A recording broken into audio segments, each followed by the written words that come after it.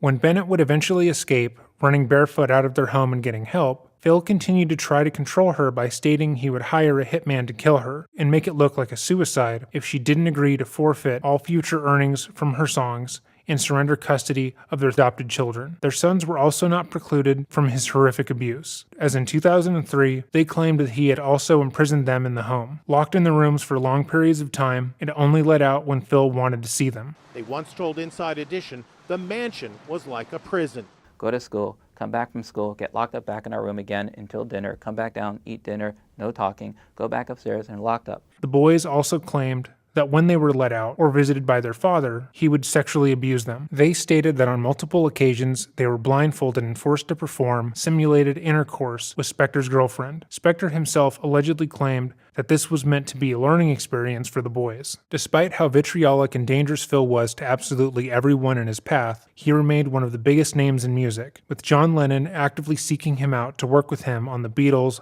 Let It Be album. By this time, it was well known how terrible Phil was to work with, but still, some of the biggest names in music were seeking him out and validating his behavior. And even when Phil pulled out a gun whilst recording, Lennon was able to laugh it off, telling Phil if he was going to shoot near him, he might as well just shoot him, because otherwise he'd damage his hearing. For more than half his natural-born life, Phil Spector had been allowed to bully, attack, and demoralize everyone he came into contact with. His wives were treated as property, his colleagues were shot at and attacked regularly, and his sons were sexually abused repeatedly, and everyone around him allowed it, thinking that this was just what it cost to work with a genius like him, and no one dared speak up about him or call out what he was doing, lest they suffer even more of his wrath and lose their careers. So it came as no surprise to anyone who knew him that after years of assaults behind the scenes and attempted shootings, that on February 3rd, 2003, Phil finally took a life,